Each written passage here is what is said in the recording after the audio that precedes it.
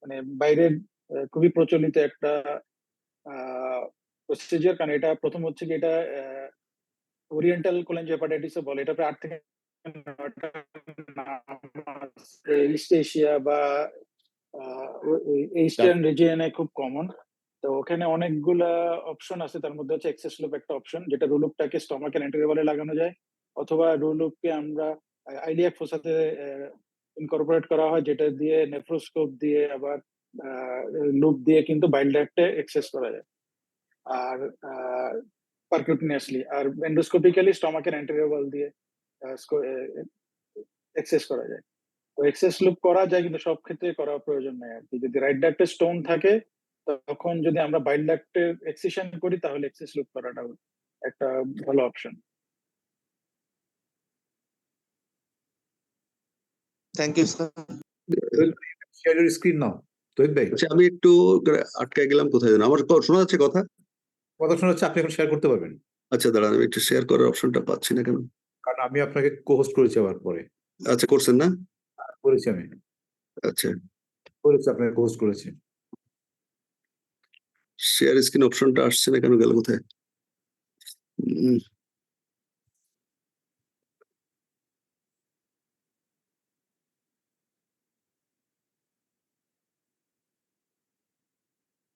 Share screen.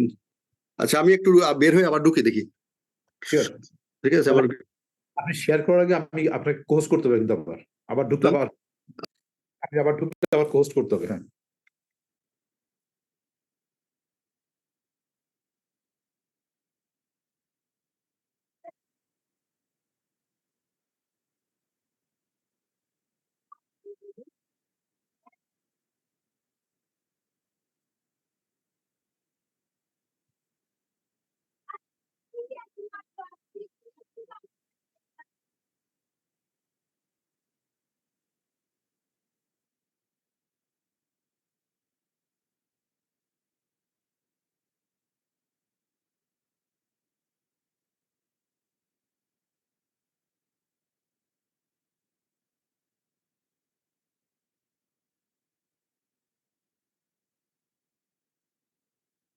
আপনি পারি কি স্যার?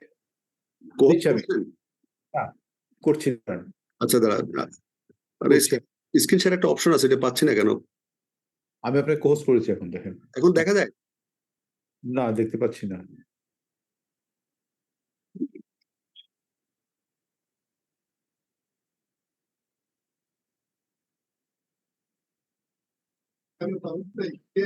আচ্ছা, আছে।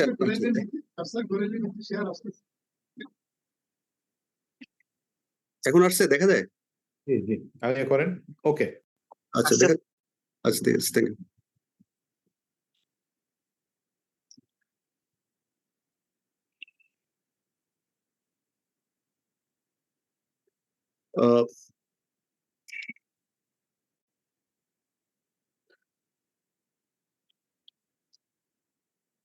Thank you.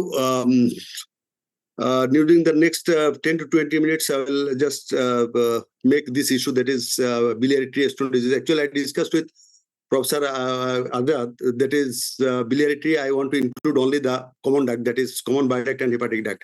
Because if I go beyond, that is, it becomes hepatolithiasis. This is another issue, a big issue. So I don't want to include that in my discussion today. So I will only about the stone. I'll remain confined in the bile duct also, in the common duct only. Okay, thank you. So that is another issue, but it takes another day for discussion. So as we know, this that is a stone, common duct stone usually remains in the CBD or CHD. That is in altogether we call it common duct. I have excluded the extrahepatic, that is intrahepatic biliary tree, and the stones are usually, as I mentioned in my previous talk, that is, it may be primary or secondary. So in short, this primary stone usually found in the bile duct. It is very rare, brown pigmented stone, and multiple open sludge-like, and that extend into the hepatic ducts. So primary, secondary, we have to understand, because for management purpose, that I was mentioning, whether you will go for complete excision of the bile duct or not, because you don't know the nature of the stone. This primary stone will recur.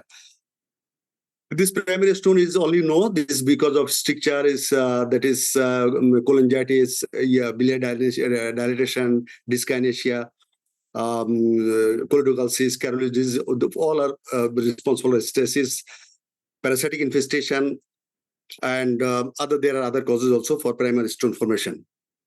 And the secondary stone usually, this is very, very common. It actually migrates from the gallbladder. And we know the natures because you also know the nature of the stone, because after doing surgery, if you see the stone is black pigmented, then you must think that this stone is must related with some hemolytic disease in the patients. Or if it is purely cholesterol stone, definitely it is metabolic stone. So there is some importance of knowing that what type of stone we are getting from the bile duct before subsequent management. And this secondary stone, I will show you in the subsequent slide that it remains silent in 10 to 20% of the cases, and sometimes it's gets most of the time it is symptomatic and needs attention. Clinical manifestation already today's presenter has already mentioned this presentation. I'm not going in details, but for your information for the students, you must keep in your mind that CVD stone may remain silent up to 8 to 20% of the cases. Even in some literature I have seen, they have mentioned it is about 50% of the cases that this secondary stone, that is CVD stone, both primary and secondary. Here I'm amalgamating both of them, primary and secondary. So that may remain asymptomatic in certain percent of the cases. So you should keep in mind. Sometimes incidentally we diagnose CVD stone. So you must think this point I want to mention. I gave emphasis on this point, that is the Charcot stride is very important in addition to CVD stone, that is biliary colic, jaundice, and there's fever that is with chills. All this indicates ascending cholangitis. So whenever you diagnose a biliary or bile duct stone, you must look for these three things, that is this stride is there or not. And the diagnostic investigation, as you have already mentioned, I'm not going details. The laboratory you will go for imaging. Ultrasound will guide you in which way you will move. That is, if the biliary is not dilated, definitely MRCP and USG is the choice of investigation. CT scan or CT cholangiogram, most rarely we do it. And particularly in obstructive jaundice, it does not give good better delineation of bile duct, because the duct cannot excrete the contrast. So we don't practice it, and ERCP we never practice it for diagnostic purpose. It is only therapeutic. And laboratory investigation, all you have mentioned in our previous speaker, he has already mentioned, and he has also mentioned the pancreatic enzyme also, because sometimes this stone related to pancreatitis.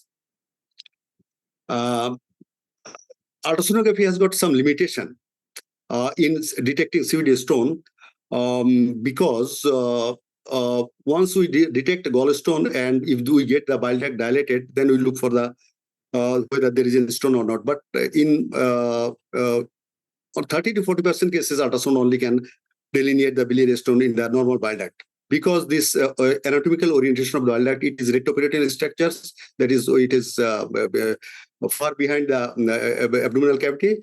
And number two, its alignment is close to the transverse process of the vertebral body. Number three, if there is no bile inside the bile duct, you cannot differentiate a stone from the bile. So if any duct may be dilated but full of stone, you cannot say it is gallstone, bile duct stone, because without any contrast, that is water or bile, you cannot differentiate between the stone and that is bile, or you cannot delineate the bile duct also. So there is certainly even gases, because this bile duct remains behind the duodenum. So if there is the gas in the duodenum, you cannot detect the bile duct. So there is limitation in ultrasonography for detecting stone. So MRCP is the choice of investigation. Definitely, even in the normal caliber bile duct, small stone, you can detect with MRCP.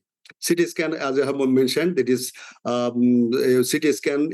Sometimes we even MRCP misses the stone, but sometimes this radiolucent stone, that is depending on the density, CT scan can detect the small stone also, but low density stone, CT scan cannot detect it, for which you have to depend on the endo ultrasound.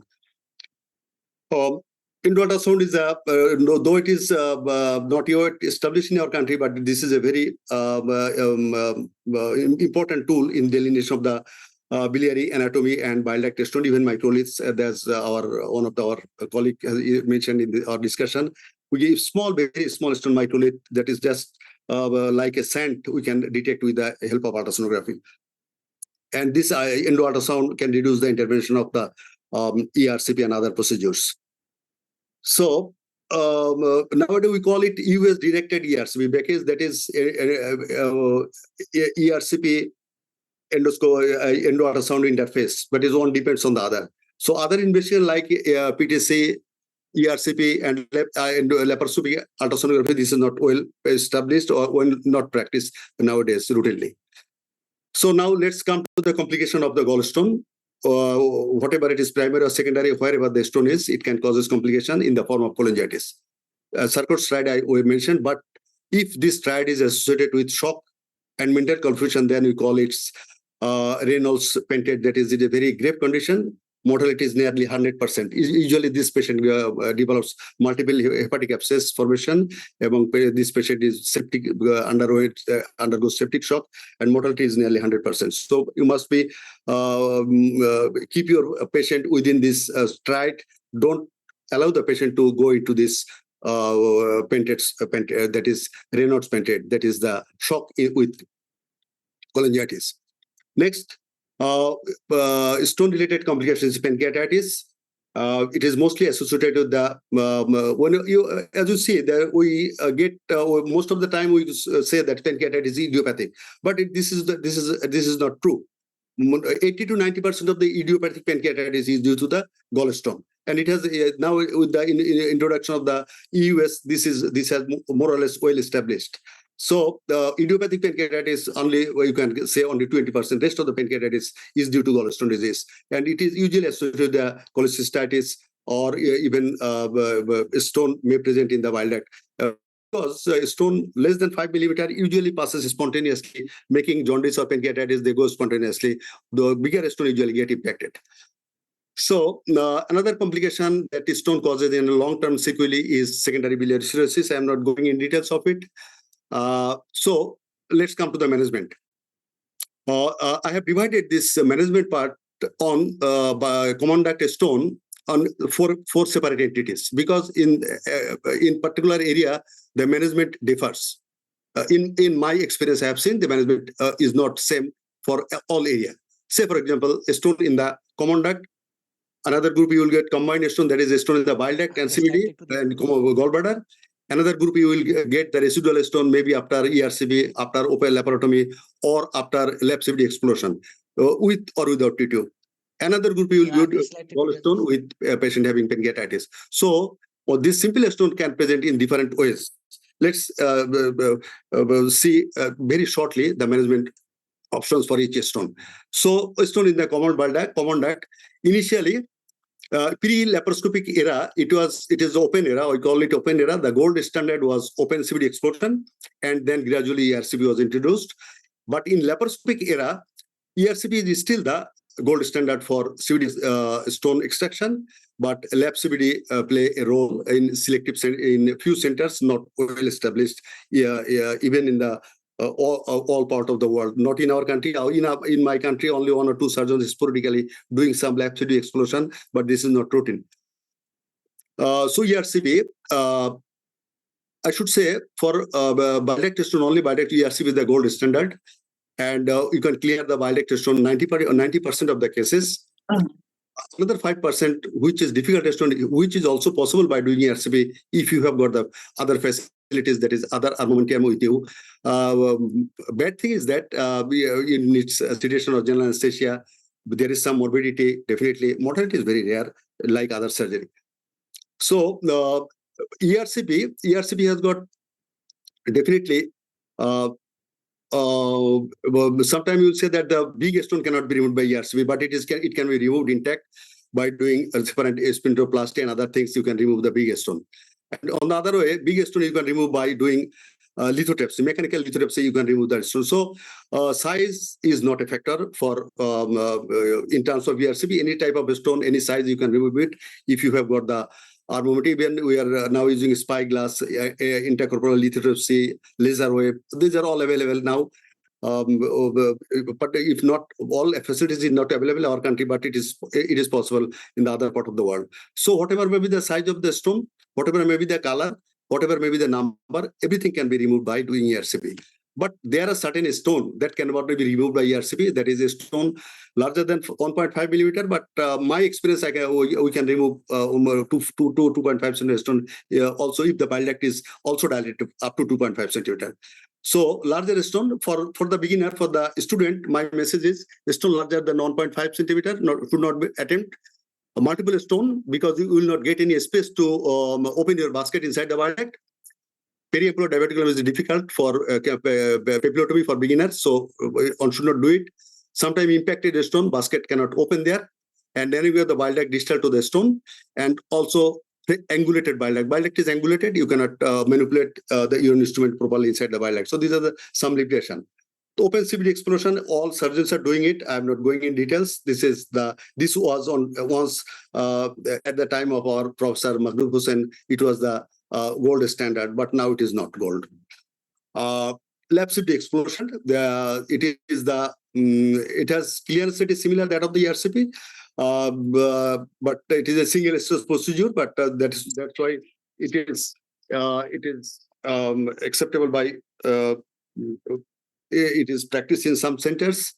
So if I share my experience, I have done this operation, I think 20 years back, lap CBD exploration. But limitation is you should have some accessory instrument like paraportable angiogram or choledoscope or other specialized designed instrument for exploring the CBD laparoscopically. So if you don't go like what I have done 20 years back. Don't do like this without doing paraportable angiogram or choledoscope. So it depends on the expertise and other supports. So regarding the CBD exploration for common bile duct stone, it's still the standard is ERCP. Now questions come to whether we will go for cholecystectomy or not. Stone only in the bile duct, whether we will go for cholecystectomy or not. There are lots of opinion. In summary, I want to mention that if the patient is symptomatic, though patient does not have any gallstone, you can go for cholecystectomy because there are lots of reference. After removing the CBD stone, 1/3 or 50% patient is symptomatic, so they need removal. But if the gallbladder is otherwise normal functioning, those symptoms, don't go for cholecystectomy. Next group. First group I mentioned only stone in the bile duct. Now another group is the combined stone, that is both stone in the cystic duct, gallbladder and bile duct. Then there is management strategy, investigation protocol same, but management strategy a bit difference. The initial evaluation or what we'll do, first investigation is LFT and ultrasound. Second step of investigation is combined of these two procedures, that is ultrasound and LFT. We'll decide. And there are two guidelines, SESES guidelines and ESG guidelines. So I have gone through three guidelines, ESG guidelines, SESES, and India has got another guideline. So I prefer this short and simpler guideline is ESG guideline, that is European Society of Gastroenterology Endoscopy. Their guideline is a bit easier, I should say. That is patient having symptomatic gallstone, but your ultrasound ESG no, but this is the low likelihood group of the patient with CBD stone. That is, this patient is less likely to have CBD stone. Another group, intermediate group, abnormal LFT but dilated CBD on ultrasound. You must go for EUS or MRCP. Patient having cholangitis or a stone on ultrasound, simply a stone on ultrasound in the CBD. You just go, you don't go for ERCP or MRCP, you instead go for ERCP. And in this US group, that is intermediate likelihood group, if there is no stone, go for simple gallbladder removal. If there is a stone, go for ERCP. So this is a very simple way you can travel to manage the stone in the in the two ways.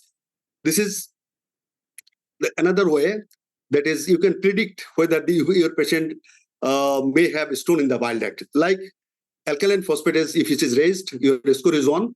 Bile duct, this is not liver function. Bile duct, it is diameter is dilated bile duct. Your score is 1, and coexisting acute pancreatitis X score is 1. So now in add total score, if it is 2, go for ERCP. Total score 1, then go for EUS MRCP. It is 0 or less than 1, don't go for anything. So there are certain guidelines. Then when you can suspect the stone, whether there is a stone on the bile duct or not. So which modalities of management you will assess on this risk stratified diagnostic approach? As I already mentioned, as I have mentioned on the first slide, there is low probability, high probability, intermediate probability.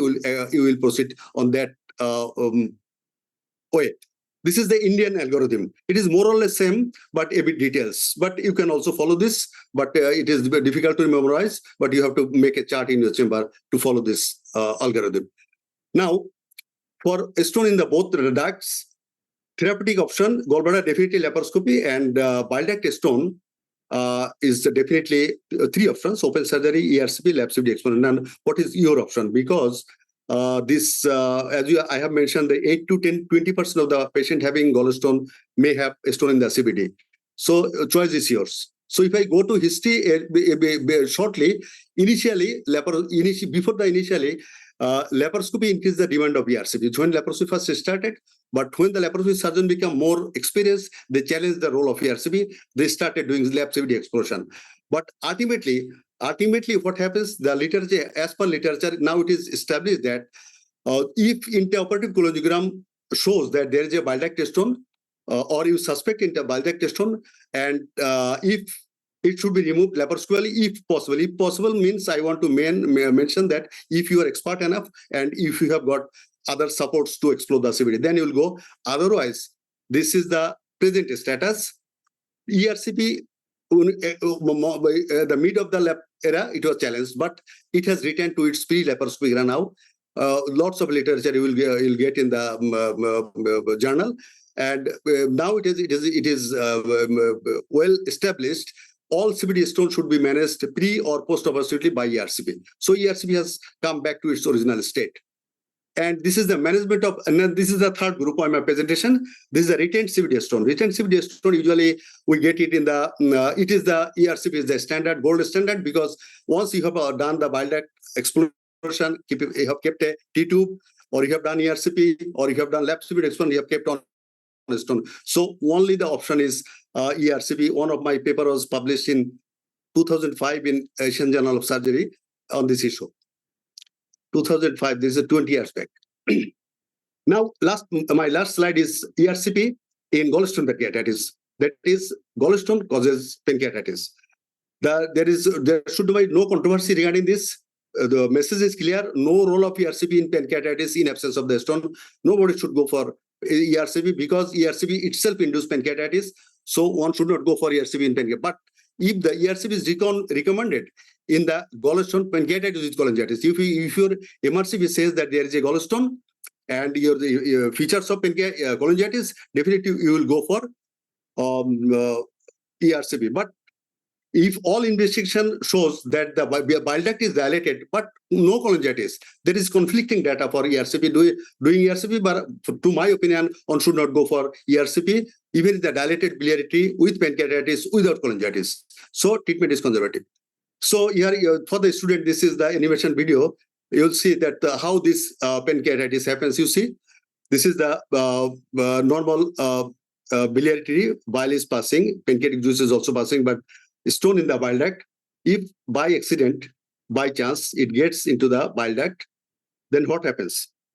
It causes impaction at the ampulla mater, blocks the biliary flow and blocks the pancreatic flow also.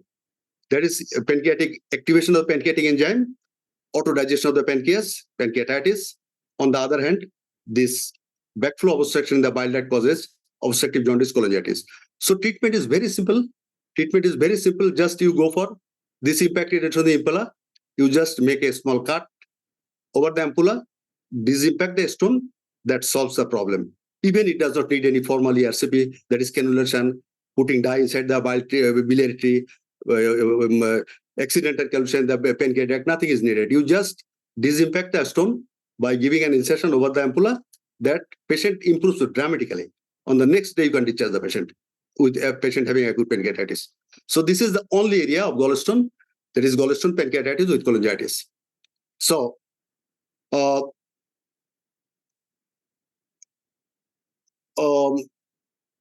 to justify my talk, I would like to conclude my topics by saying that biliary stone disease is the most common problem in the hepatobiliary system, but unfortunately, for a purely surgical problem, our patient has to go to other specialty, sometimes from surgeon to gastrologist to a surgeon again, and sometimes not in the same hospital, in another hospital, in another city, sometimes in another country also. So this is our failure. With the surgeon can only provide one-step management of biliary stone disease, and ERCP is the gold standard of treatment of biliary stone disease till date. So thank you very much, and I thank Professor A.K. Azad Khan, Abul Kalam Azad, and all members of the PGS Academy for inviting me to talk on biliary stone disease. Thank you, everybody. Thank you, my teachers and other colleagues. Thank you, everybody. Thank you, Tudbe, for your nice presentation. In our total CBD stone management সুন্দর করে গুছিয়ে নিয়েছেন এবং I think স্টুডেন্টরাও খুব enlightened হয়েছে with this presentation. So আপনি যদি এখন একটু করেন, স্টপ শেয়ারিং করেন, আমরা একটু কোশ্চেন আনসার সেশনটা নেই স্টুডেন্ট থেকে। আমার ছবি তো দেন না ওখানে স্যার, আপনার ছবি? হ্যাঁ, ছবি দিয়ে নিয়েছে। ও আচ্ছা, ওইটা একাডেমি তো আপনি ওই দিন ছিলেন কিনা দেখেন। এটা স্যার ওদের প্ল্যাটফর্ম তো নিচ্ছে স্যার। ওকে, তো thank you very much, thank you very much sir. এখন একটু আমরা কোশ্চেন আনসার নেই। Student, dear student, you can ask any question. অনেকক্ষণ আগে থেকে রেডি ছিল না প্রশ্ন করতে? Feel free. স্যার, তো এই স্যারের কাছে আমার একটা কোশ্চেন ছিল স্যার। প্লিজ স্যার, আপনি তো বলেছেন যে ওই যে স্যার লিভার অ্যাট্রোফি আছে কিনা সেটা দেখার জন্য সিটি স্ক্যান করবো আর কি। ওখানে কোনো টিউমার ফরমেশন আছে কিনা এটাও দেখা যাবে, ওখানে কোনো সফট টিস্যু মাস আছে কিনা, কোনো ম্যালিগনেন্ট চেঞ্জ আছে কিনা এটাও দেখা যাবে, দুটোই দেখা যাবে। বলো। আমি স্যার জানতে চাচ্ছি যে এমআরসিপির সাথে যে এমআরআই ফিল্মটা দেওয়া হয় ওইটাতে স্যার বোঝা যাবে না স্যার সিটি স্ক্যান না করে? ওইটাতে ইউজুয়ালি এমআরসিপির সাথে যে ফিল্মটা দেয় বোঝা যাবে না তা না, কিন্তু তোমাকে তাহলে ওইভাবে যেতে হবে ওইভাবে। ইউজুয়ালি আমরা একটা আসলে কোনো একটা ইনভেস্টিগেশনকে আমরা এককভাবে নেই না, one is complimented to other. কিন্তু সফট টিস্যু ডিলিনেশনের জন্য যেহেতু সিটি স্ক্যান বেটার, মানে ওই টিউমার ডিলিনেশনের জন্য আমরা বাইল ডাক্ট বা এই ধরনের ডিলিনেশনের জন্য এমআরসিপি প্রেফার করি, কিন্তু সফট টিস্যুর জন্য টিউমার ডিলিনেট করা যাবে না তা না, কিন্তু তোমাকে একটার কমপ্লিমেন্টারি বলে তুমি বললো দোষের কিছু নাই, বলতে পারো। স্যার, আমার একটা কোশ্চেন ছিল স্যার, ফর কম্বাইন্ড স্টোন আর কি, gallbladder stone and CBD stone, আমরা এন্ডোস্কোপিক স্টোন এক্সট্রাকশন করলাম, what is the best time for cholecystectomy sir? It in the same Ideally, what I do, I go for laparoscopic cholecystectomy the second day, on the subsequent day, because whenever you go for ERCP, this patient develops features of cholangitis. That is, on the callus triangle, when you dissect, you will get inflamed edematous. There is a bit more bleeding. So if you wait for somebody waits for 7 days, somebody says that come after 6 months, it becomes more difficult. So it is ideally it should be done within the next 24 hours. It is my opinion. Somebody does do it in the same sitting, but I don't prefer it because gallbladder ERCP has got inherent complication of pancreatitis.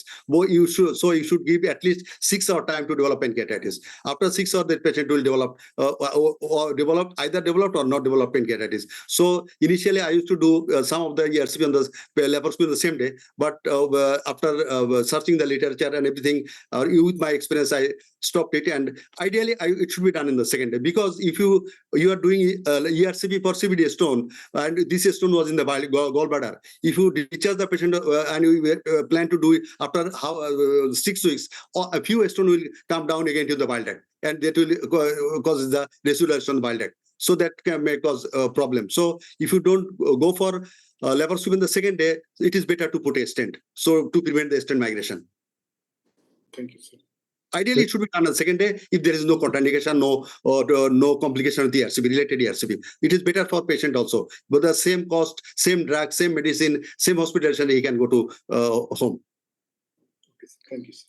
Rohit ভাই, Sir, question আপনার যে এরকম যে সে CBD stones and gallstones you have done a ERCP and then next day you will do a lap cholecystectomy. এই ধরনের lap cholecystectomy-তে ডিফিকাল্টিসটা কেমন face করেন? নাম্বার 1, নাম্বার 2 হচ্ছে ডিফিকাল্ট বললাম যে এটা আরো করতে সুবিধা হয়, কেননা একটা অ্যাকুট কোলিসিস্টাইটিস গলব্লাডার ল্যাপারোস্কোপি করতে যেমন একটা মজা, আমরা ডিসেকশন প্লেনটা সুন্দর পাই, একটা ইডিমা থাকে, তাই না? আমরা দেখবেন যে অ্যাকুট কোলিসিস্টাইটিস আপনি উইদিন 24 আওয়ার্স করেন, তাহলে কিন্তু আপনার তোমার আপনার লিভার ডিসেকশনটা কিন্তু ইজিয়ার হয়, তাই না? আপনার এখানে একটা ইডিমাটাস প্লেন থাকে, আপনি সুন্দর ডিসেক্ট করে আসতে পারবেন। সেই অ্যাডভান্টেজটাই যদি সেকেন্ড ডেতে করলে পাওয়া যায়। এটা যত থার্ড, ফোর্থ, ফিফথ যাবে তত ইনফ্লামেশনটা আরো পার্মানেন্ট হবে এবং তখন দেখা যায় ব্লিডিংটা বেশি হয় এবং গলব্লাডারটা ফ্রাজাইল হয়, পারফরেশনের চাপ গলব্লাডার পারফেক্ট করে, বাইল পড়ে, স্টোন পড়ে, একটা নিউসেন্স ক্রিয়েট হয়। যার জন্য আইডিয়ালি ওই যে গ্রুপ 6 সপ্তাহ আছে দে আর অলসো কারেক্ট, কিন্তু 6 সপ্তাহ পরে হয় কি এই অ্যাকুট কোলিসিস্টাইটিসটা গিপাম ক্রনিক কোলিসিস্টাইটিস ফাইব্রোসিস হয়, তখন ডিসেকশন করতে ফাইব্রোসিসের কষ্টটা হয়, আর কিছু না। Any question students? Sir conversion rate কেমন স্যার? মানে সেই ক্ষেত্রে স্যার ওপেনের কনভার্সন রেট আপনার ক্ষেত্রে কেমন? ওপেনে কনভার্সন মানে ওই laparoscopy after ERCP after ERCP যা আমরা যেটা করি যে সিবিডি স্টোন যদি আমরা ইআরসিপি করে বের করতে না পারি তাহলে definitely we go for laparotomy. একবারে আমরা যদি না পারি তাহলে একসাথে দুটো করে ফেলি। কিন্তু ইআরসিপি করার পরে গলব্লাডার জন্য কনভার্সন ভেরি রেয়ার, আমার মনে নাই আমি করছি কিনা মনে নাই, কেন আমরা তো এটা ডিসিশন নেই ইমেজিংটা দেখে, যে ইমেজটা বলবে যে গলব্লাডার ফাইব্রোস দেখা যাচ্ছে না, স্টোন আছে, বাইল ডাক্ট বুঝতে হবে যে this is a very difficult case. কেননা যখন গলব্লাডার স্টোন আর বাইল ডাক্ট স্টোন থাকে বুঝতে হবে যে ডাবল প্যাথোলজি, গলব্লাডারে ইনফ্লামেশন হচ্ছে, bile duct inflammation, both pulls each other. তাতে হয় কি আপনার ক্যালোস ট্রায়াঙ্গেলে বাইল ডাক্ট আর গলব্লাডার পেস্টের মতো লেগে থাকে যখন দুই জায়গায় স্টোন থাকে। তো এইগুলো ল্যাপারোস্কোপি কিন্তু ডিফিকাল্ট হয় যদি মেল পেশেন্ট হয় এবং লং স্ট্যান্ডিং পেইন নিয়ে আসে, এবং যদি দেখা যায় যে ইমেজিংয়ে যদি বলে গলব্লাডার দেখা যাচ্ছে না, বাইল ডাক্ট স্টোন, ধরে নেবেন যে এটাকে আপনার ল্যাপারোটমি লাগবে। তো এগুলো কিন্তু আপনাকে প্রি অপারেটিভ অ্যাসেসমেন্টে যেতে হবে যে কোনটা খোলা লাগবে, সেটা দরকার নাই, সেটা সেক্ষেত্রে হচ্ছে যে আমাদের সিদ্ধান্তটা ওইসব মানে পার্টিকুলার ক্ষেত্রে না নেওয়াই ভালো। না ওইগুলো যেখানে গলব্লাডার দেখাই যাচ্ছে না, পাথর আছে, আমি ইআরসিপি করে পাথর বের করলাম, গলব্লাডার নট ভিজুয়ালাইজড, ওইখানে আপনাকে ধরে নিতে হবে যে খোলা লাগবে। তো ওই জন্য ওইগুলোকে প্লাস মাইনাস হিসেবে রাখতে হবে। এটা হয় কি আপনার ক্ষেত্রে যেটা হয় যে আপনি নিজে করে ইআরসিপি করছেন, at the same time you are doing it, but apart না case selection is very important, case select করতে হবে আপনাকে ইমেজিং দেখে। আমার মানে আপনার সেন্টার ছাড়া অন্যখানে যেটা হয় সাধারণত প্র্যাকটিসটা কি, এন্ডোস্কোপিস্ট যারা they remove the stone by ERCP, they send the surgeon for laparoscopy. এইগুলো ক্ষেত্রে স্যার সব সেন্টারে স্যার একই রকম ভাবে ফ্যাসিলিটিস নেই স্যার। দেখা যায় যে ইআরসিপি যে সেন্টারে হইছে ল্যাপারোস্কোপি হচ্ছে আরেকটা হসপিটালে হচ্ছে, আমাদেরকে আবার এই ধরনের সিচুয়েশন গুলো স্যার ফেস তাহলে ওই ইআরসিপি যারা করে তাদের একটু গাইড করতে হবে যে তোমরা ইআরসিপি করলে একটা স্টেন্ট দিয়ে দেওয়া, একটা ওরা স্যার সবসময় স্টেন্ট দিলে তাহলে ওই স্টেন্ট মাইগ্রেশনের পসিবিলিটি থাকে না, স্টেন্ট মাইগ্রেশনের পসিবিলিটি থাকে না, একদিন দেরি হলে কিছু হয় না। Any student, any more question? Rabbi বলবে, রাব্বি কিছু বলবা? রাব্বি কিছু বলতে চাচ্ছে। আমি একটু বলতে চাচ্ছিলাম স্যার, ওই যে একটা স্টুডেন্ট প্রশ্ন করলেন না যে তহিদ স্যার সিটি স্ক্যান কেন করতে চাচ্ছে।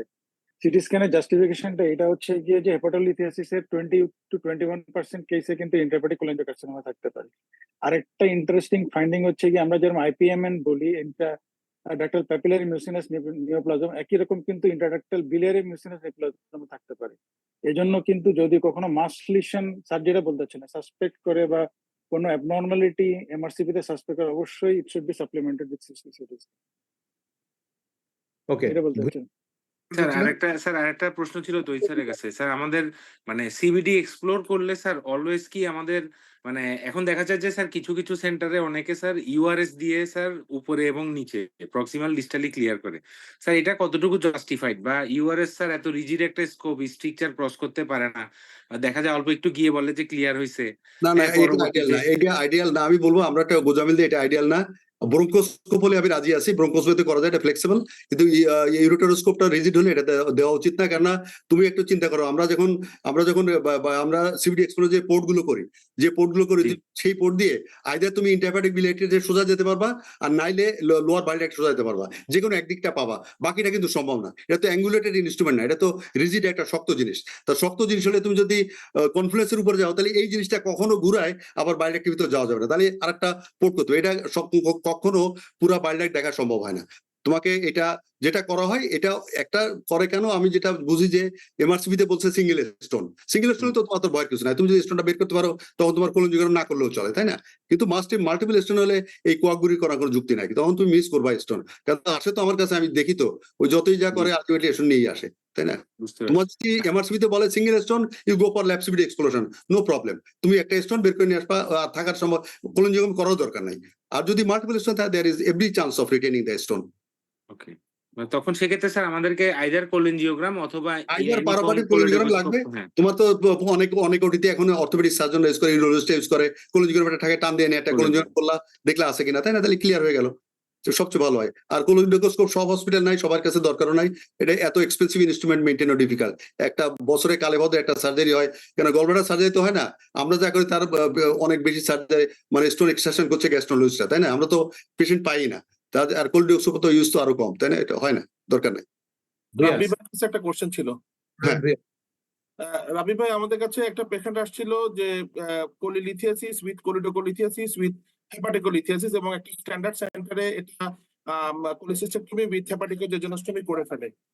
তো করে ফেলার পরে পরবর্তী পর্যায়ে 2 বছর পরে রোগীটার আবার recurrent left and right hepatic আবার স্টোন নিয়ে আসে। এক্ষেত্রে আমাদের করণীয় কি? অলরেডি কোলিডোকো হেপাটিকোজেজনোস্টমি করে। এখন যেটা হচ্ছে গিয়ে, এটা তো রিকারেন্সটা খুব কমন, এই হেপাটোলিথিয়াস লিথোজেনিক বাইল থাকলে। এটা অনেক সময় আমরা অপারেশনের সময় মনে করি আমরা যে কমপ্লিট ক্লিয়ার করে ফেলছি, কিন্তু অনেক সময় দেখা যায় আসলে কমপ্লিট ক্লিয়ার হয় না। ইন্ট্রাঅপারেটিভ আল্ট্রাসোনোগ্রাফি এবং ইন্ট্রাঅপারেটিভ কোলনজিওস্কোপির একটা রোল আছে এখানে। তো যেটা ইম্পর্টেন্ট হচ্ছে গিয়ে, রিকারেন্স যদি হয় তাহলে ওইটা আবার রিঅ্যাসেস করতে হবে, যে এটা ডিস্ট্রিবিউশন অফ দ্য স্টোন। একই সূত্রটা একই, যে স্টোন স্ট্রাকচার এবং ডাইলেটেশন উইথ প্যারেনকাইমাল চেঞ্জ। যদি প্যারেনকাইমাল চেঞ্জ থাকে, তার রিকারেন্ট কোলেনজাইটিস এর এপিসোড থাকে, অনেক সময় পেশেন্টের জন্ডিস নাও হতে পারে, তাহলে কিন্তু পেশেন্টকে অ্যাসেস করে দেখতে হবে যে তার কোন সেগমেন্ট গুলো ইনভলভ। তাহলে এখানে কিন্তু একটা রিসেকশনের প্রশ্ন আসতেছে, এবং রিডু হেপাটিকোজেজনোস্টমির একটা অপশন আছে। তো এটা আসলে একদম কমপ্লিট হায়ার সেন্টার ছাড়া করা উচিত না আর কি। জি, আমরা কেসটা হায়ার সেন্টারে রেফার করে দিই। আমরা চিটাং মেডিকেলে ম্যানেজ করিনি, আমরা হায়ার সেন্টারে রেফার করে দিয়েছিলাম। Thank you. ভুয়ান উলান ভাই কি কোশ্চেন করতে চাচ্ছিলেন? স্যার কোশ্চেন করতে চাচ্ছিলাম যে তৈরি স্যারের একটা কমেন্ট থেকে, যে প্রিঅপারেটিভ ইমেজিং দেখে আমরা বেশিরভাগ সময় ডিসিশন নেই, কিন্তু কিছু কিছু ক্ষেত্রে দেখা যায় স্যার ইমেজিং গুলোতে মানে ভালো সনোলজিস্টই রিপোর্টটা করছে, কিন্তু দেখা গেলো যে কন্ট্রাক্টেড বা ফাইব্রোস গলব্লাডার কুডন্ট বি ভিজুয়ালাইজ, আমরা ওপেন করে, কিন্তু আমরা যখন স্কোপ ঢুকালাম ল্যাপারোস্কোপি তখন দেখলাম আমরা ওয়েল স্টেটেড গলব্লাডার, মানে এটা আমরা প্রায় পাই। বা অনেক সময় দেখা যায় যে প্রিঅপারেটিভে বলছে গলব্লাডার সাইজ শেপ সব নরমাল, ডিস্টেনশন ভালো, কিন্তু আমরা ল্যাপারোস্কোপ ঢোকার পর দেখা যায় যে এত ফাইব্রোস তো কন্ট্রাক্টেড। সবসময় স্যার এই প্রিঅপারেটিভ ইমেজিং কিন্তু আমাদের স্যার সবসময় গাইড করে না, যেটা আমরা আগেই খুব খারাপ preoperative gallbladder correct, you are correct in a sense, যে আমি বলবো যে এটা তো মানে অপারেটর ডিপেন্ডেন্ট, তো এখন কে করছে, কি রিপোর্ট করছে, তারপর এটা ডিপেন্ড করে। তারপরেও ধরো গলব্লাডার তুমি পাচ্ছ নর্মাল ডিস্টেন্স, এটা ভালো ব্যাখ্যা আছে। যখন যে আল্ট্রাসাউন্ড যে করে, সে যদি তোমার আপনার ফ্যাটি মিল বা খাওয়ার পরে যদি স্ক্যান করে, তাহলে তার গলব্লাডারটা কন্ট্রাক্টেড হলে সে ফাইব্রোস গলব্লাডারই বলবে, তাই না? তাই এটা ডিপেন্ড করে রুগীরা খাওয়া দাওয়ার পরে যে স্ক্যান করছে না খালি পেটে করছে, তাই না? এই কতগুলো ব্যাপার আছে। আর যেটা বললা যে নর্মাল গলব্লাডার ভিতরে দেখলা ফাইব্রোস, তাই না? তো এটা আসলে এটা যারা রিপোর্ট করে তাদের পরে ডিপেন্ড করে। কিন্তু আমরা যেটা করি যে ইমেজিং, আমাদের কাছে যে রোগীগুলো আসে ইমেজিং তো বাদ থাকে না কোনোটা, আল্ট্রাসোনোগ্রাফি থেকে আরম্ভ করে এমআরসিবি, সিটি স্ক্যান সবই থাকে। তো আমার জন্য একটু বেশি সুবিধা হয় যে সব ইমেজিংটা পাই। ইউজুয়ালি এমআরসিবি দেখলে এমআরসিবি তো আর ভুল করে না, তারপরেও এমআরসিবিতে শুধু ফ্লুইডটা দেখা যায়, কিন্তু ওয়ালটা বা ওই ধরনের রিপোর্টিংটা এগুলো অনেক সময় আমাদের আল্ট্রাসাউন্ড ভালো করে, যে পেরিকোলসিস্টিক ইডিমা বা ওয়াল থিকনেস কত আছে, এটা কিন্তু আবার আল্ট্রাসাউন্ড করে। তো সব মিলে তোমাকে আগাইতে হবে, তোমার এক্সপিরিয়েন্স, পেশেন্টের হিস্ট্রি। পেশেন্ট অনেক বলে ফাইব্রোস গলব্লাডার, তার জীবনে তার পেট ব্যথা হয় না, তাই না? ওটা তুমি চোখ বুঝে ঢুকে যাওয়া, ওই গলব্লাডার ফাইব্রোস না, ওটা দেখবে নর্মালি আছে, হয়তো ছোট গলব্লাডার। না স্যার কিছু ক্ষেত্রে দেখা যায় স্যার ইএসসিপি স্মুথলি হয়ে গেছে, কিন্তু আমরা যখন ল্যাব কল করতে যাই তখন দেখি যে ল্যাপারোস্কোপি এত ডিফিকাল্ট আমাদের ওপেনে কনভার্সন করতেই হচ্ছে। তখন পেশেন্ট আবার বলে যে আমরা যে ওপেন করতে হলো তাহলে আমরা আবার কেন ইএসসিপি করলাম। ওই জন্য বললাম ইআরসিবির পরে ইউজুয়ালি সাথে সাথে করলে একটু ডিসেকশন প্লেনটা থাকে। এটা 6 সপ্তাহ 8 সপ্তাহ দেরি করলে কোলিনজাইটিসের পরে যে এটা আরো ফাইব্রোসিস আরো এডিশন। স্যার নেক্সট ডেতেই করলেও সমস্যা দেখা যায় এত ডিফিকাল্ট যে ওপেন কনভার্সন করতেই হচ্ছে। তখন আবার দেখা যায় পেশেন্টের পার্টিরা আবার বলে যে আমরা একবার ইএসসিপি করলাম, আবার এখন ওপেন যদি করতে হচ্ছে তাহলে আমরা একবার ওপেন করে ফেলতে পারতাম। এটা একটু কাউন্সিলিং করতে হবে, কিছু করার নাই, এটা কাউন্সিলিং করতে হবে। আমি তো ইচ এন্ড এভরি পেশেন্টকে বলি যে আপনার কিন্তু ল্যাপারোটমি লাগতে পারে, না লাগলেও বলি, লাগলেও বলি। স্যার কিন্তু স্যার ইআরসিপির পরে স্যার প্রত্যেকটা গলব্লাডারই স্যার ডিফিকাল্ট স্যার। ওইটাই বললাম যে ডিফিকাল্টি যদি ডিফিকাল্ট যত দেরি করবে তত বেশি হবে, বেটার পরের দিনই করে ফেলো, বেটার। আমিও স্যারের সাথে একমত। যত দেরি করবো তত ডিফিকাল্ট হবে। কেন আমি মানবীয় স্যারের সাথে বলি, স্যারের সাথেও তো আমি কাজ করছি যখন বিএসএফ ছিলাম, আমরা অ্যাকুট কোলিসিস্টাইটিস আসলে 6 সপ্তাহের কনজারভেটিভ দিয়ে পাঠিয়ে দিতাম। এখন আমি দেখলাম স্যার, আমি বলি আমি 1 দিন 7 দিন 10 দিন 15 20 দিন যে কোনো ডেটে আসলে করি, কিন্তু করা যায়, একটু সময় লাগে, কিন্তু দেখা যায় রোগীর ইমপ্রুভমেন্ট তাড়াতাড়ি হয়। কেন ওই একটা এম্পায়ামা গলব্লাডার রাখে 6 সপ্তাহ কনজারভেটিভ দিয়ে কোনো লাভ হয় না, বরং 6 সপ্তাহ পর আরো ডিফিকাল্ট হয় এটা।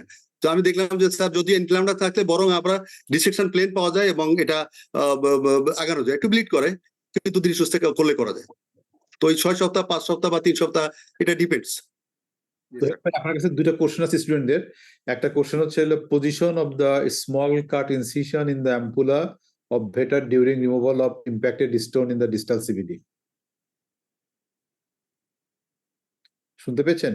হ্যাঁ হ্যাঁ, ওই ইয়ে তো আপনার স্পিন্টার প্লাস্টিক কোলিডোকটমি করে স্পিন্টার প্লাস্টিক ট্রান্সডিউডিনাল স্পিন্টারটমি বলছে তো, এটা ট্রান্সডিউডিনাল স্পিন্টারটমি।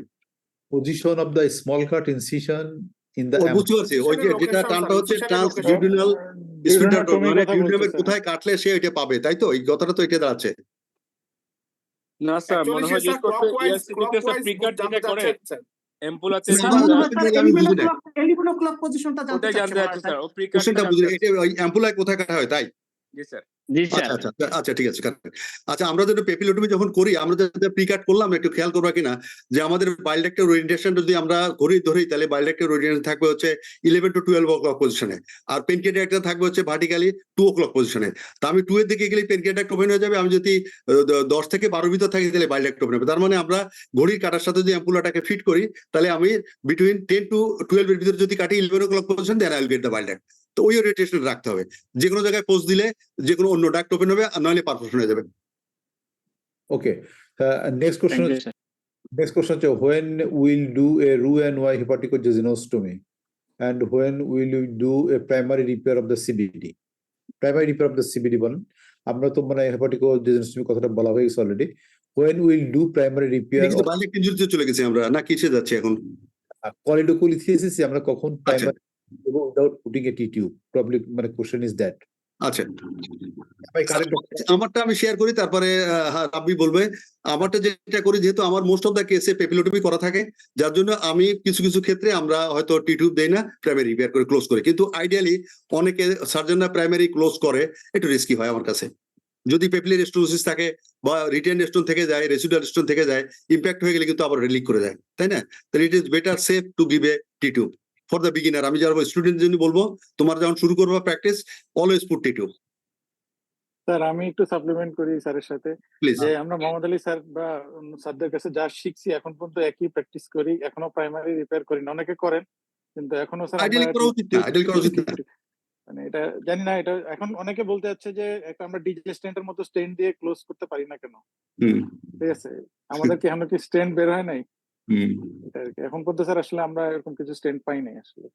না ওই ধরনের নাই, ওই ধরনের আমাদের এই এন্ডোস্কোপিক স্ট্যান্ড আছে, কিন্তু ল্যাপারোটমিক স্ট্যান্ড দেওয়ার মতো ওই ধরনের নাই।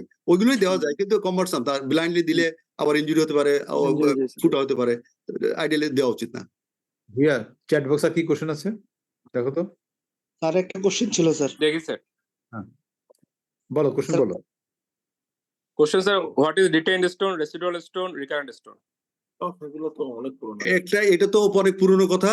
আমি যদি একটা টার্ম দিয়ে বলি তাহলে তোমরা একটা মনে রাখবা, যে একটা আমরা তো বলি না যে রিটেইনড স্টোন, তাই না? রিটেইনড স্টোন মানে করার পরে রেখে আসছি, রিটেন স্টোন। আর রিকারেন্ট স্টোন আমরা বলি 2 বছরের পরে, যেটা হচ্ছে রিকারেন্ট। কিন্তু আমি আজকে যেটা রাখলাম সেটা যদি 3 বছর পরে ডিটেক্ট হয়, তাহলে এটা তো আমি রেখে আসছি, তাহলে এটা তো রেসিডুয়াল ছিল, তাই না? মানে রিটেন ছিল। তাহলে এই দুটো নোমেনক্লেচারকে কনফিউজ না করে একটা টার্ম ইউজ করা ভালো, রেসিডুয়াল স্টোন। দুটোই কভার করে, রিটেনও কভার করে, রিকারেন্টও কভার করে, দরকার নাই। মোস্ট অ্যাপ্রোপ্রিয়েট টার্ম হচ্ছে রেসিডুয়াল স্টোন। বাইল ডাক্টে যদি স্টোন থেকে যায় after gallbladder surgery or CBD surgery, that stone is called residual stone. আর কিছু কোশ্চেন আছে মানে উপরে দেখো ভাইয়া। জি স্যার, 65 ওই ইয়ার্স রিটেন বা পেশেন্ট। রিকারেন্ট এগুলো নোমেনক্লেচারে গন্ডগোল আছে, এগুলোর যে সমস্যা, এগুলো দরকার নাই। জি স্যার, তারপরে আরেকটা পরীক্ষায় কোশ্চেন। আমাদের স্যাররা যারা আছেন পুরানো, অনেক হয়তো জানতে চাইবে যে which on recurrent, which on written. তো তোমার ডেফিনেশনটা জেনে নেবা যে একটা 2 বছরের মেয়াদ আছে, একটা 2 বছরের কমে। কিন্তু স্যার। এটা ঠিক আইডিয়াল না। ডেফিনেশনটা যার জন্য চেঞ্জ হয়ে এখন হচ্ছে রেসিডুয়াল স্টোন, নাম একটাই। রাইট। হুম। ওকে। একটা কোশ্চেন আছে, 65 years patient presents with progressive jaundice, ultrasonogram shows choroidolithiasis. My suspicion is growth in CBD. What will be my next imaging modality, CT scan or MRCP? তো definitely তোমার CVD তে dilated stone আছে, তোমার তো এমআরসিবি আলাদা information দিবে না, তাই না? তাই যদি তোমার সফট টিস্যু মাস ডিলিনেট করতে চাও তাহলে সিটি স্ক্যান করতে হবে তোমাকে। Yes, sir. Okay, next question. What if we do lap cholecystectomy before ERCP to avoid ERCP related complication?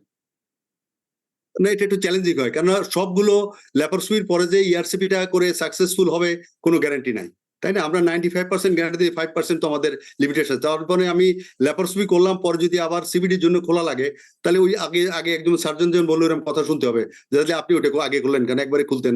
তো সমস্যা আছে, যার জন্য ইউজুয়ালি আগে ল্যাপারোস্কোপি করে না, আগে ইআরসিপি করে। আরেকটা টেকনিক্যাল সমস্যা হচ্ছে যে তুমি ল্যাপারোস্কোপি করে, যেমন আমি কয়েকদিন আগে করছি, 3 দিনের আগে ল্যাপারোস্কোপি করা আমার বাধ্য হয়ে করতে হচ্ছে, পাথর আটকা ছিল। ল্যাপারোস্কোপি করার পর যদি ইআরসিপি করতে যাও, আমাদের বাস্কেটটা অনেক সময় সিস্টিকটা যদি খুব ডাইলেটেড থাকে, বাইলডাক্টে না যে সিস্টিকটাকে বারবার যায়, এবং ওই ধাক্কা লেগে ক্লিপটা খুলে গেলে আরেকটা ম্যাসাকার হলো, তখন বাইল লিক শুরু হয়ে যাবে, তাই না? যার জন্য ওই খুব আর্লি ল্যাপারোস্কোপির পরে ইআরসিপিটা করা রিস্কি হচ্ছে, তোমার 60টাকে স্ট্যাম্পটা খুলে যেতে পারে because of manipulation instrumentation. Okay, thank you. এখানে স্যার আরেকটা কোশ্চেন আছে, if a patient undergoes cholecystectomy for cholelithiasis, there may be a chance of choroidolithiasis for this patient. We know choroidolithiasis may remain asymptomatic, so is there any follow-up guideline for this patient? আসলে কি বোঝাতে চাচ্ছে বুঝতেছি না। If a patient undergoes cholecystectomy for cholelithiasis, there may be a chance of তুমি যদি choroidolithiasis. কোলিলিথিয়াসিস করার সময় তোমার মনে হচ্ছে যে সিস্টিক ডাক অনেক ওয়াইড, আমার টানা হাসটার জন্য 2 একটা পাথর চলেও যেতে পারে, গো ফর এমআরসি, শিওর হওয়ার জন্য। তার কিছু করার নাই। অনেক সময় হয়, আমরা দেখা যায় গলব্লাডার টানাটানি করে আগে পাথর ছিল না, কিন্তু পাথর আসলো কোথা থেকে, ওয়াইড সিস্টিক ডাক, পাথর চলে যায়, কিছু করার নাই। তুমি এমআরসিপি করে নিবা, অসুবিধা কি আছে? Any more question? না স্যার, এগুলাই স্যার। Sir Okay. আমার একটা স্যার Sure. স্যার আমরা university followed by lap chole sir same day কি করা যাবে স্যার? সেফটিতে করা যাবে না দুটো কারণে। ইআরসিবি ফলোড বাই ল্যাব কল করা যাবে না। ইআরসিবি করে আমরা কি করি, আমরা ইন্টেস্টাইন গুলো বাতাস দিয়ে ফুলাই। আমি ইউজুয়ালি কার্বন ডাইঅক্সাইড দেই, কিন্তু এয়ার দিয়ে ইনফ্লেক্ট করলে এয়ারটা আপ টু ট্রান্সভার্স কলম থেকে ডিসেন্ডিং কলম চলে যায়, তখন এই স্মল কাটের এয়ার চলে গেলে ওই এয়ারটা অ্যাবজর্ব হয় না, পেটের ভিতরে যে তুমি জায়গায় পাও না, তুমি ডিসাইড করবা, সিম্পল গলব্লাডার বিকাম ডিফিকাল্ট। আরেকটা বললাম যে ফেয়ার অফ প্যানক্রিয়াটাইটিস, তোমাকে একটু 6 ঘন্টা সময় দিতে হবে। যে একটা পেশেন্ট যদি প্যানক্রিয়াটাইটিস ডেভেলপ করে, পোস্ট কোল ল্যাপারোস্কোপি তুমি বুঝবাই না যেটা weather it is complication of laparoscopy or it is because of pancreatitis. এটা কনফিউজিং একটা পিকচার হবে, যার জন্য ideally one should not go for both the procedure in the same day. আরেকটা কি অ্যাড করা যায় স্যার? যেহেতু আমরা স্যার সাবসিকুয়েন্ট দুইটা জিএ প্রসিডিউরের জন্য দুটো জিএ বলবো না, আমরা ইআরসিপি করে কিন্তু সিটেশনে, আমরা এটা জিএ বলি না, এটা দিস ইজ কনসার্ট সিটেশন। ইভেন তুমি প্যাথিনিন ডন ক্যাম দিয়েও করতে পারো, এখানে জিএ লাগে না। প্যাথিনিন, মিডাজোলাম আর ওই লো ডোজ প্যাথিনিন দিয়ে করা যায়, এটা জিএ লাগে না। স্যার তহিদ স্যারের কাছে জানতে চাই স্যার, ওই ইআরসিপি ফলোইং প্যানক্রিয়াটাইটিস এর স্যার হারটা কেমন? আসলে আপনি তো স্যার অনেক ইআরসিপি করেন, এই ইআরসিপি করার পরে প্যানক্রিয়াটাইটিস আসলে অনেক বেশি কি হয় স্যার? হয়, অনেক বেশি হয়। আমরা যদি আমার এক্সপিরিয়েন্স যা দেখলাম, আমার ধরো 10 বছর আগে আমার হাতে কয়েকটা প্যানক্রিয়াটাইটিস রোগী মারাও গেছে, কিন্তু এই লাস্ট 10 ইয়ার্সে একটাও মারা যায় না। 10 আরো বেশি হবে মারা যায়, কিন্তু আমি জিনিসটা বুঝে ফেলছি, প্যানক্রিয়াটাইটিসটা আমি বুঝে ফেলছি এর প্যাথোফিজিওলজিটা। তার মানে আমরা প্রোফাইলে মানে প্রি ইআরসিপি করার সাথে সাথে আমি ইন্ডোমেথাসিন 100 মিলিগ্রাম পার হেক্টারে দেই, that pre prophylactic measure. That reduces the inflammation of the pancreas. ERCP হবে কিনা মানে প্যানক্রিয়াস না হলে আমরা রুটিনলি ইন্ডোমেথাসিন সাপোজিটরি দেই, এটা এস্টাবলিশড। তারপরে তোমার আরেকটা আমরা ওই প্যানক্রিয়াটিক এনজাইম কমার জন্য আরেকটা আমরা একটা ট্যাবলেট খাওয়াই, মিউকোমিস্ট একটা ট্যাবলেট খাওয়াই 6 ঘন্টা আগে, এটাও সিক্রেশন কমায়। এরপরে ইআরসিপি করার পরে যদি দেখি যে আমার ক্যানুলেশন একবার প্যানক্রিয়াসে গেছে অ্যাক্সিডেন্টালি, আর যাই না, আমি প্রিকাট করে ঢুকে যাই, আর তারপরে ওই পেশেন্টকে আমরা অবজার্ভ করি এবং রুটিনলি বলা থাকে সকালে একটা লাইপেস ব্যথা হয় না, রুটিনলি করবে, তখন আমরা অ্যাগ্রেসিভ ফ্লুইড রেজিমে চলে যাই। যদি দেখি যে লাইপেস বেশি 2000-3000 ফ্লুইড দিয়ে ফেলি, পেশেন্ট ফ্লুইড দিয়ে ফুলাই ফেলি, সোজা কথা ইডিমা হয়ে যায়, কিন্তু পেশেন্ট মরে না, আলটিমেটলি 2-3-4 দিন পরে উঠে আসে। কিন্তু পোস্টিভ প্যানক্রিয়াটাইটিস তুমি যদি ফ্লুইড রিপ্লেসমেন্টটা প্রপার হয়, মরার কোনো কারণ নেই। আমি দেখি আমাদের রোগীগুলো মারা যেত ডিহাইড্রেশনে, ওই রেনাল শাটডাউনে। আমি যেটা দেখলাম যে প্যানক্রিয়াটাইটিস রোগী একুটে মরার কথা না যদি ফ্লুইড রিপ্লেসমেন্ট ঠিক হয়। Okay, thank you sir. This is experience. Okay, আজকে আমাদের অনেক কিছু আলোচনা হলো। আমরা নেক্সট আবার ক্লাসে আমরা আরো ডিটেইলস ট্রান্সডিউডেনাল স্টেনোপ্লাস্টি সম্পর্কে একটু কাইন্ডলি বলতে হবে স্যার। ট্রান্সডিউডেনাল এটা এখন করে না, এটা জানারও দরকার নাই। তোমার সেকেন্ড পার্টে একটা স্টেজ সুচার দিয়ে খুলে অ্যাম্পুলাটা আমরা ওই যে আমরা বললাম 11 o'clock পজিশনে তুমি স্প্লিট করে দিতে পারো, কিন্তু nowadays it is very really practice. কিন্তু আমি দেখি এফসিএস পরীক্ষায় বা বিভিন্ন সময় শর্ট নোট আসতো, আগে কয়েক বছর আগে একটা শর্ট নোট ছিল ট্রান্সডিউডাল স্প্লিটের পোর্শনটা সম্ভবত আমি দিছিলাম, কিন্তু এগুলো দরকার না, এগুলো খুব থিওরিটিক্যাল ইন্টারেস্ট, এখন এগুলো করে না। স্যার কি করেন নাকি এখন? স্যার লাগে না। ওকে, ট্রান্সডিউডাল আপনাদের সময় ছিল স্যার, ট্রান্সডিউডাল স্পেন্টারটমি বিভিন্ন কাজে ঠেকা পড়ে করা হতো, কিন্তু ডিফিকাল্ট সার্জারি বলবো এই কারণে। ট্রান্সডিউডাল রুটে যে অ্যাম্পুলা পাওয়া ডিফিকাল্ট, ছোট্ট একটা জিনিস। তারপর যে ডিউডিনাম যেটা রিপেয়ার করা হয়, এটা অনেক সময় লিক করে যায়, এটা অনেক সময় টিকে না। ডিউডিনাম মানে আমরা ডিউডিনোটমি করার ভিতরে ম্যানিপুলেট করলে টিয়ারটা অনেক বড় হয়, পরে এটা রিপেয়ার করলে অনেক সময় ঝামেলা করে এটা। ওকে, থ্যাংক স্যার ইউ। আসসালামু আলাইকুম স্যার। স্যার অ্যান্টিসিক্রেটরিটা কি ইউজ করেন স্যার প্যানক্রিয়াটাইটিস প্রিভেন্ট করার জন্য? মিউকোমিস্ট।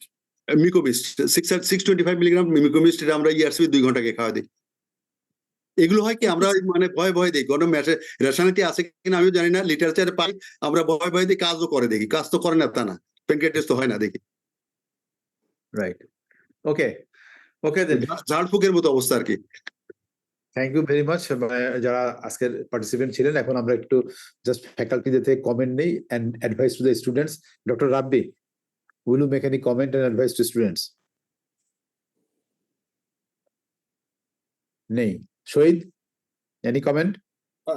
স্যার আমি বলবো যে স্যার biliary anatomy গুলা sir 62% of the biliary anatomy are similar and 38% of the anatomy are dissimilar. তো স্টুডেন্টদের ক্ষেত্রে biliary stone disease এবং biliary প্যাথোলজি সম্বন্ধে ক্লিয়ার আইডিয়া রাখতে হবে এবং আলটিমেটলি পাশের পরে এটাই ব্রেড এন্ড বাটার থাকবে। তো যেহেতু এটা এক্সপার্টাইজ ডেভেলপ করতে হবে, খুব কনসাস থাকতে হবে এবং সবসময় মার্গুফ স্যার যেরকম বলেছেন যে সব কেসকে ইন্ডিভিজুয়াল ওয়াইজ চিন্তা করে যদি প্ল্যানিং করে আগানো হয় তাহলে কমপ্লিকেশন এবং সাকসেস রেটও ভালো করা যাবে। Thank you sir. Professor Hasan আছে, এনি কমেন্ট? হাসান, মাসুদ করিম?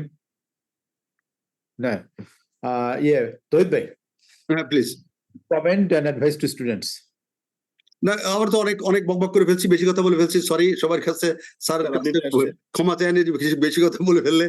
যেটা কমেন্ট কিছু না, যে এটা যে biliary stone disease, এটা পরীক্ষার জন্য একটা কমন একটা ইস্যু, এটা থাকবেই, একটা লং কেস থাকবেই, অবস্ট্রাকটিভ জন্ডিসের ফর্মে স্টোন হোক, ম্যালিগনেন্সি হোক, যাই হোক, এটা থাকবেই। একটা হিস্ট্রিটা স্যার যেটা বললো যে একদম টিপিক্যালি লিখলে মনে হয় যে এটা গদ বান্ধার হিস্ট্রি নিয়ে আসছে, একটু চেঞ্জ তো আনাই যায়, তাই না?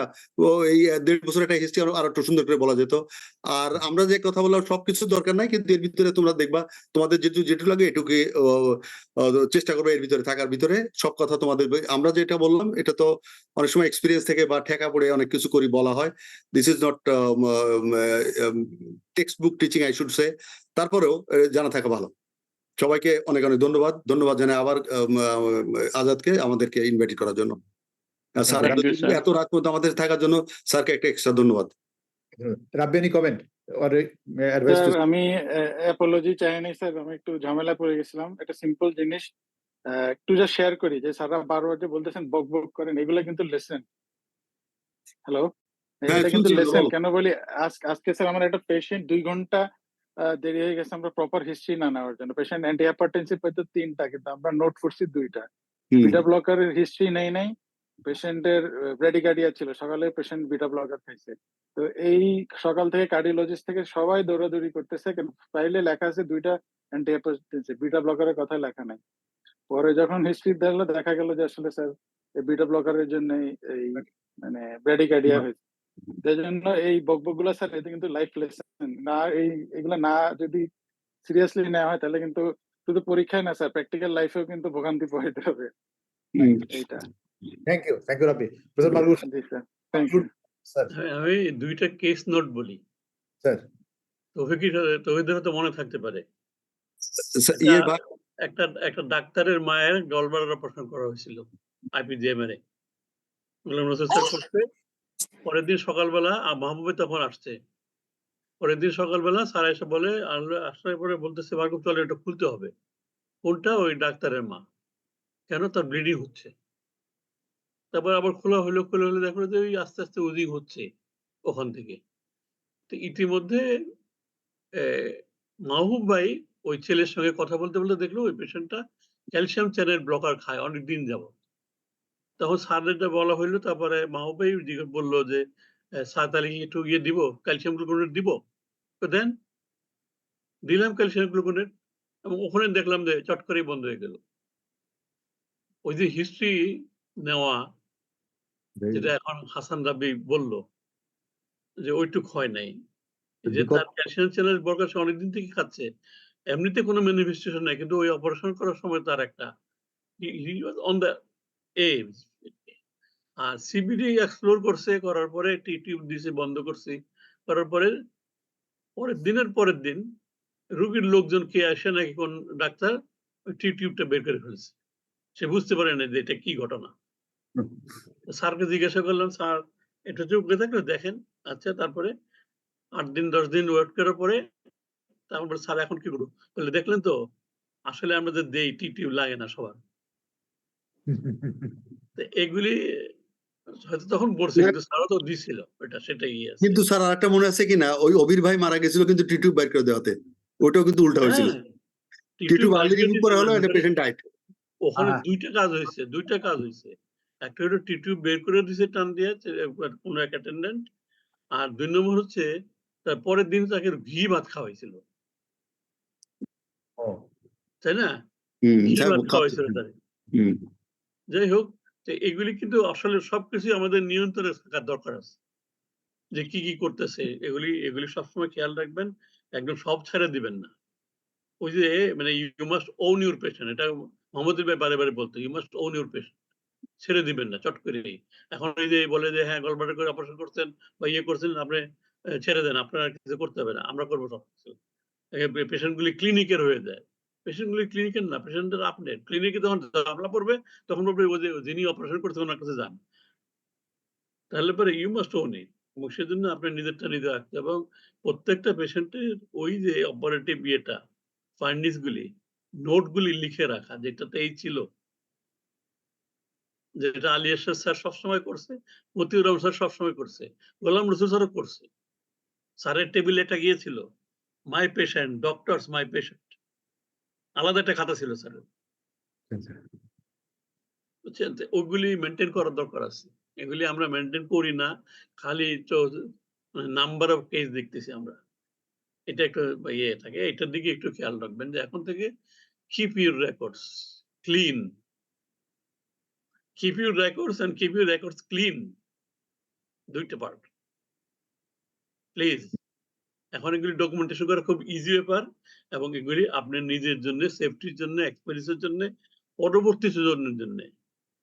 কারণ যারা মানুষ এমনি পড়ে শিখে করে শিখে, আবার থেকে শিখে, কিন্তু যারা বেশি জ্ঞানী তারা অন্যজনকে দেখে শিখে, যে ওই বেটা তো পড়ছে গাত্তর মধ্যে, আমি ওখানে যাব না, সে পুরানো কথাগুলি, কিন্তু এগুলি খুবই প্র্যাকটিক্যাল।